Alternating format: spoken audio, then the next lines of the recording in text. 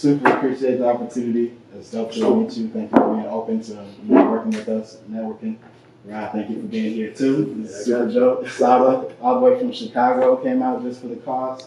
That's really dope. Much love, much love. So it's Mack Delfino. We're here with DJ Twist, Hot 107.5, upcoming legend, and we have Young Rock, the legend in the making.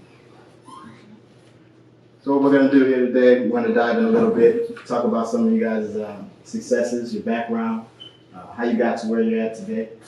And so we're going to start with an introduction with yourself. Young Rock, have you go first. What up, Young Rock? Straight out of Ypsilanti, Michigan. Live in Detroit now. And you already know what it is, man. DJ Twist, DJ, on-air mixer for Hot 107.5, T-Grade DJ. Also manage a few artists, DQ4E out of Tampa, and Nook and Mosa from Detroit. That's dope. Yes, sir. That's crazy. We actually got a tour coming up in Florida. Oh, for real? I started my own tour, me and Matt. Oh, that's what's It's up. July 17th. Yep. Jacksonville. In Jacksonville. Jacksonville, oh shit, we might need to Station. talk about Yeah, I something. said we're going to have to chop it up. Yeah. So before we get them flyers and the radio promotions going for the, Yeah, Sure. promotions. So how did you two end up meeting each other? Because I know, Ryan, you told me you already knew Twist, and that was your man's. I'm like, Twist. yeah, okay, good. It was the club, man. Twist like one of them DJs, like, what I like, they got a local segment they do on the weekends now. And, Twist just, good music, he like it, he'll put it in there, you know what I'm saying? Okay. And when they're allowed to on a local spot. And that's really it, man. And just showing love, being out. He always at the top club spinning, so it's like, how you not gonna know? You know what I'm saying? He got the live show, so. Yeah, that's cool. What about you, Twist? How did you come across this cat here? Came across a song with him and Sada on it. When I first heard it, man, I'm like, damn, who's this? Sada goes first on the song, so I thought it was Sada. I'm like, wait a minute, hold on, this ain't Sada. And then, I tracked it down and, got with Young Rock, and then we just kind of like tapped in, locked in. And we just been rocking ever since. I just did his listening party, it was like a week ago? 2 weeks ago? What was it, second? That was live, yeah. It was like a week ago, yeah. So, we just been tapping in for sure. For a minute, man, for months. So, That's that's what it is. That's what's up, for sure. And just for the people viewing, Sada Baby is one of the hottest artists right now, coming out of Detroit. Definitely setting a footprint and paving the path for other upcoming artists out here. It's really dope. If you ain't heard it, the song "Uh-Oh," Sada Baby, Young Rod here, Lexi Moraine.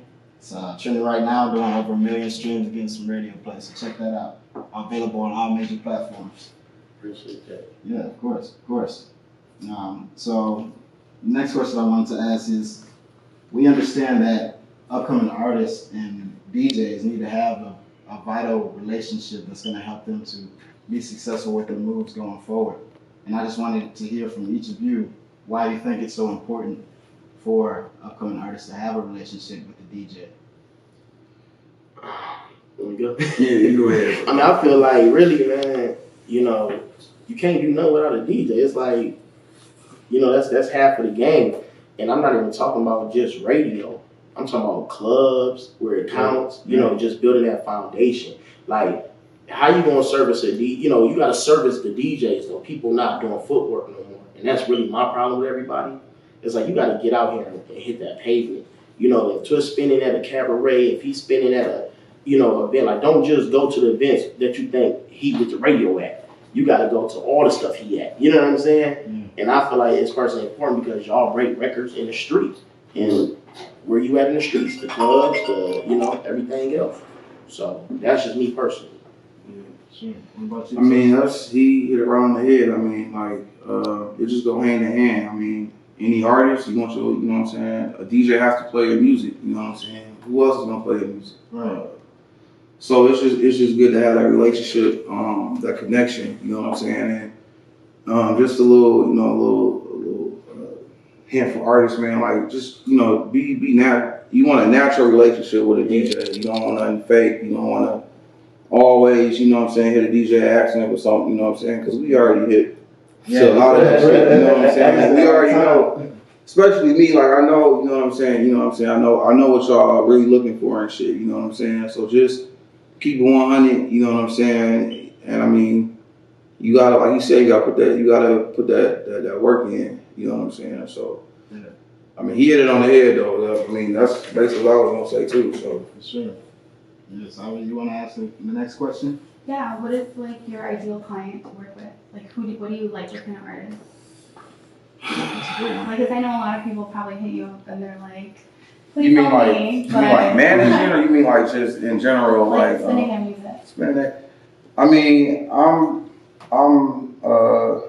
open to anybody for it. If your music is good, I'm not gonna block anything. You know what I'm saying? But on the flip side of that too, I'm gonna be honest. If it's not good and if it's bad, I'm gonna let you know. You know what I'm saying? Because you said,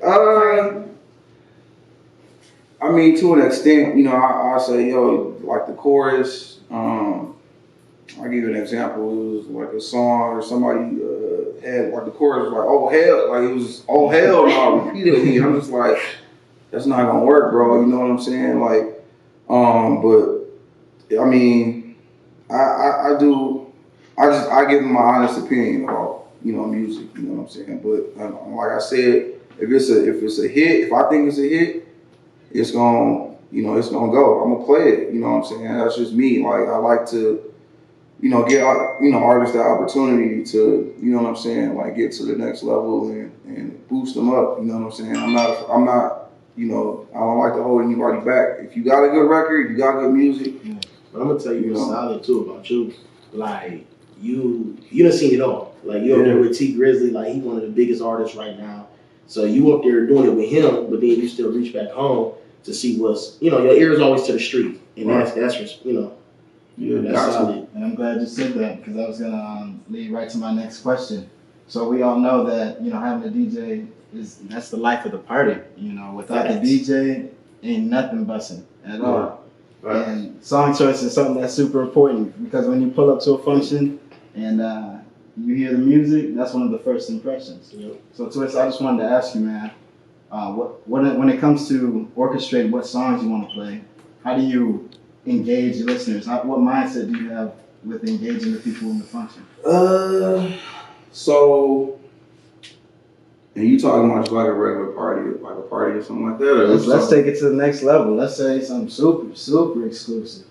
Like a show like a T Grizzly concert. T Grizzly concert. Well, see, like those, that scenario, you gotta kind of, depending on what city you in, you gotta tap into, let's say Houston, for example. So you want to tap in. When I touch down, I want to see like, yo, what, you know, who's the hottest, you know, unsigned or local artist, you know, in Houston. I want to play his song or play his shit, you know what I'm saying, during my opening set. Because I always gotta I do like a little 5-10 minute set when I open up for T, you know what I'm saying, like just to get the crowd, you know what I'm saying, activated and shit, you know what I'm saying, warm them up a little bit.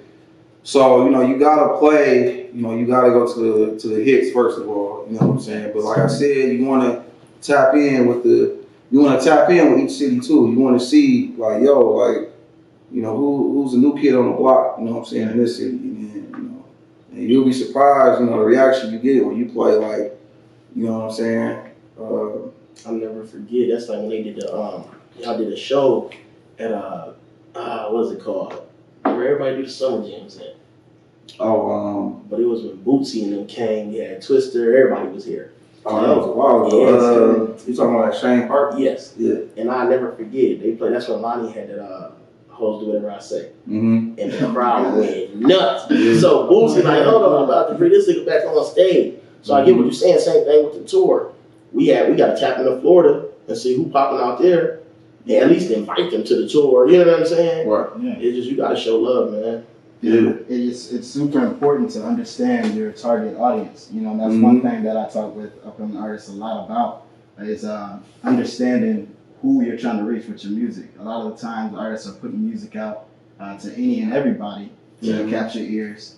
And to me, that's like if I own a pizza shop, I'm not gonna offer my pizza to people that are more favorable for chicken or ribs. Right, yeah. I'm gonna go for people that love pizza. You know, so finding that target audience is super important. So, young Rob, when it comes to finding your target audience, you know, what's some tips you can give upcoming artists that are tuning into this? Really just, man, like I said, everything starts with that groundwork. You know what I'm saying? You know the type of music you make and where, you know, like, honestly, Detroit, we more trap city. Now, we do got the hip-hop heads, you know what I'm saying? Shout out to Royce and them. But it's still, you know, perfect example, okay? And this is being real. So I remember when Royce performed at Wayne State, for instance. He come out, everybody like, oh shoot, you know, the college kids, backpackers, like they on go. Right. You know, his concert went crazy. Bun B came out. They left. I'm the only one in the audience with my hands. I'm like, oh shoot, a legend. And I'm literally the only person in there with my hands up. Right. So I say that to say that, like, that college backpack crowd ain't his audience. You know what I'm saying? So you got to know the type of music you make. Now, rewind time, we had Lucky's on in Romulus when it first opened. And they brought Royce out.